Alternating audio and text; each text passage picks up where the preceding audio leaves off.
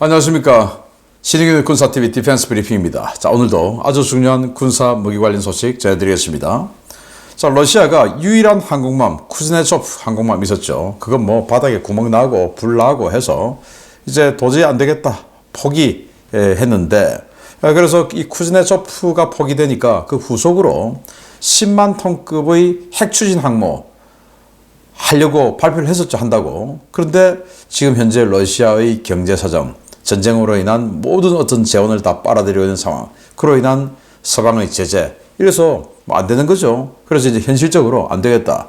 유인 전투기 항모는 안 되겠다. 무인 전투기, 드론 항모를 만들어야 되겠다 해서 아주 전위적으로 생긴 CG를 공개하면서 우리 이런 드론 항모 한다 라고 발표를 했는데, 러시아가 어떤 항모를 갖게 될지 보도록 하겠습니다. 5가지 다시 먼저 보겠습니다. 프랑스는 사륜구동 무인 차량에 드론 레이저 무기 등을 탑재한 이 무인 차량을 개발했다라는 소식에서부터, 러시아는 에드미럴 나히모프 핵 순양함을 연내 시운전한다라는 선언을 했는데, 이게 뭐 사실이냐 한번 보겠습니다. 첫 번째입니다. 소형 드론이 현대전에서 엄청난 위력을 발휘하면서 드론은 물론 카운터 드론 시스템에 대한 관심이 높아지고 있는 가운데 프랑스에서 재밌는 물건이 나왔습니다. 사륜구동 전지형 무인 차량에 레이저 무기와 제머를 탑재한 HE441이라는 무기인데, 1km 거리에서 드론을 파괴하거나 3km 거리에서 재민 공격을 가할 수 있는 무인 시스템입니다. 트럼프 당선인이 워리어 보드를 통해 워크 제네럴스를 대대적으로 숙청하겠다고 밝히고 나선 가운데, 미 해군 고위 장성이 황당한 주장을 하고 나왔습니다. 트럼프 1기 때 추진됐지만 바이든 행정부에 의해 차단된 해상발사 핵순항미사일 SLCM-N 프로그램의 발목을 잡는 발언인데, 아마 이 제독도 내년 1월 이후에는 군복을 벗어야 할 것 같습니다. 영국이 세계 최고 수준의 전면 장갑을 가지고 있다고 선전해온 챌린저2 전차가 FPV 드론의 전면 장갑 공격으로 파괴되는 사건이 발생했습니다. 쿠르스크 전장에서 매복해 있던 챌린저2를 러시아 FPV 드론이 파괴한 것인데요. 이제 챌린저2 전차의 방어력 신화도 막을 내릴 때가 된 것 같습니다. 인도가 인도판 토마호크 미사일로 불리는 지상발사 장거리 순항미사일 LRA-ACM 발사에 성공했습니다. 사거리 1000에서 1500km, 일부 자료에 따르면 초음속에 가까운 순항속도를 갖는 것으로 알려진 이 미사일은 육상 발사형을 시작으로 함대지, 잠대지 모델도 개발될 예정입니다. 러시아가 늦어도 올해 연말까지 키로프급 원자력 순양함 아드미럴 나히모프의 개장 공사를 마치고 시운전에 들어갈 것이라고 밝혔습니다. 국영통합조선공사가 공식 성명을 내고 개장 공사가 거의 끝났다고 밝혔는데요. 지역 언론에서는 빨라도 25년 봄은 되어야 개장 공사가 끝날 것이라며 올 연말 시운전은 불가능하다는 보도를 내고 있습니다. 네, 프랑스가 만든 드론을 공격하는 드론이죠. 차량형 드론인데 사람이 탈 수도 있고 안 탈 수도 있고 뭐 이렇답니다. 그래서 레이저 무기를 가지고 한 1km 거리에서 드론을 찢어서 추락을 시키는 방법, 그리고 한 3km 범위 내에서 여러 대의 드론을 한꺼번에 제밍을 해서 무력화시키는 방법, 뭐 이렇게 되어 있는데, 이제 드론이 잡는 시대가 되었어요. 드론 차량이 이제 잡죠. 그래서 우리 한국군도 드론에 대한 대응, 우리도 드론 부대를 많이 가지고 있어야 되지만 그 드론을 막아낼 수 있는 부대도 이제 있어야 되죠. 그래서 우리는 사람이 부족하고 하기 때문에 무인 전투 시스템이 정말 우리에게는 절실히 필요합니다. 그래서 이런 소대급으로 이런 정도의 드론 대응 차량은 우리도 있어야 되지 않나 라는 생각이 듭니다.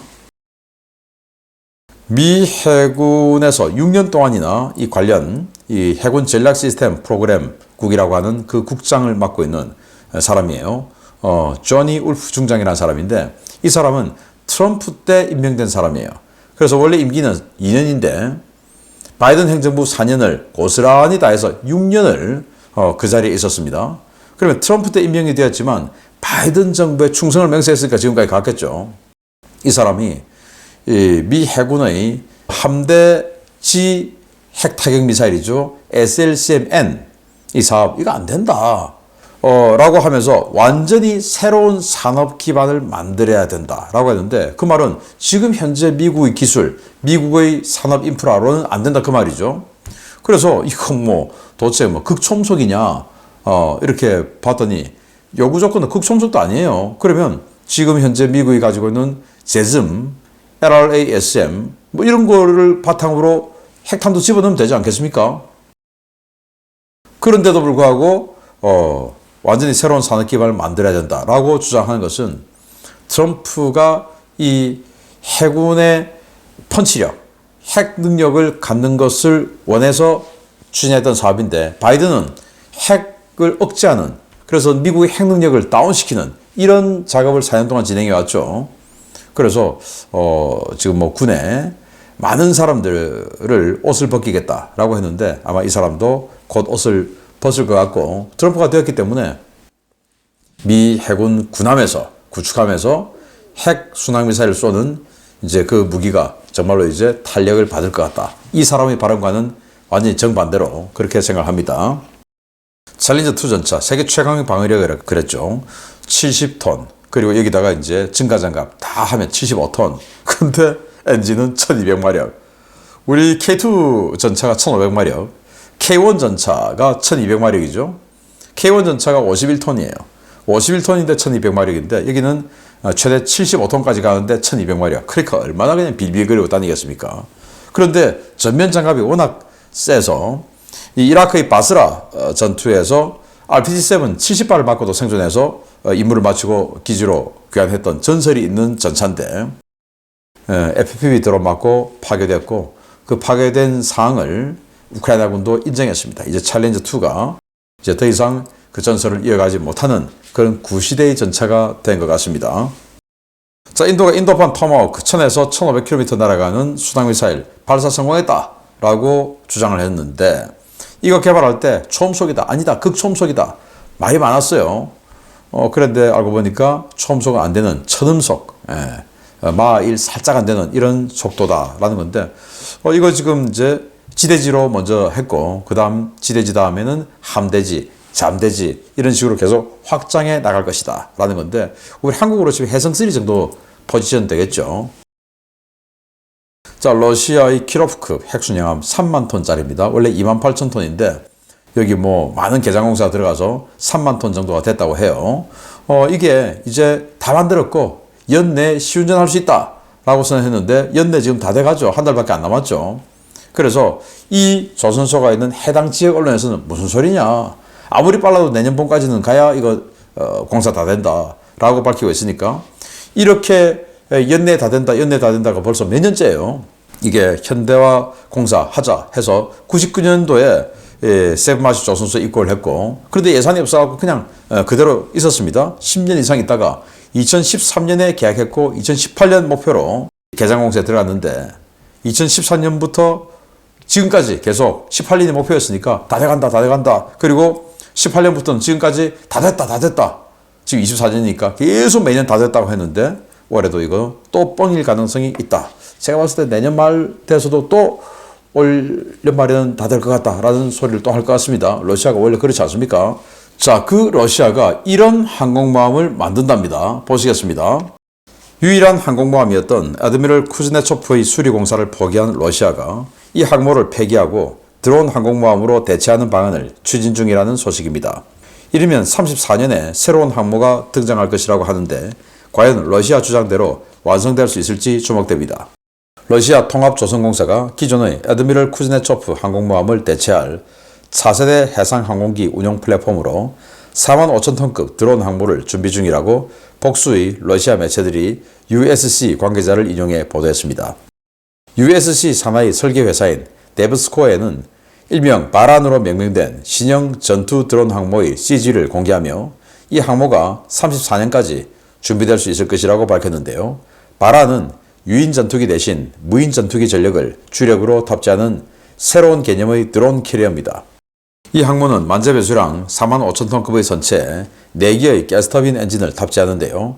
최대 26노트의 속도 성능을 갖고 항공기는 최대 50세대까지 탑재하는 것으로 소개되고 있습니다. 이 항모는 전자기식 사출기를 사용하고 다양한 유형의 드론과 헬기를 탑재하는데요. 주력 함재기로는 공군용 S-70 무인 전투기의 함재형 20대를 탑재하는 방안이 유력하게 거론되고 있습니다. 러시아가 실제로 이 드론 항모를 도입할 경우 세계 최대의 드론 항모이자 최초 기획부터 드론 항모로 설계된 첫 사례가 될 전망인데요. 전쟁 장기화와 서방 세계의 제재로 큰 어려움을 겪고 있는 러시아가 과연 이런 배를 만들어낼 수 있을지 지켜봐야겠습니다. 네, 정말 전위적으로 생겼죠.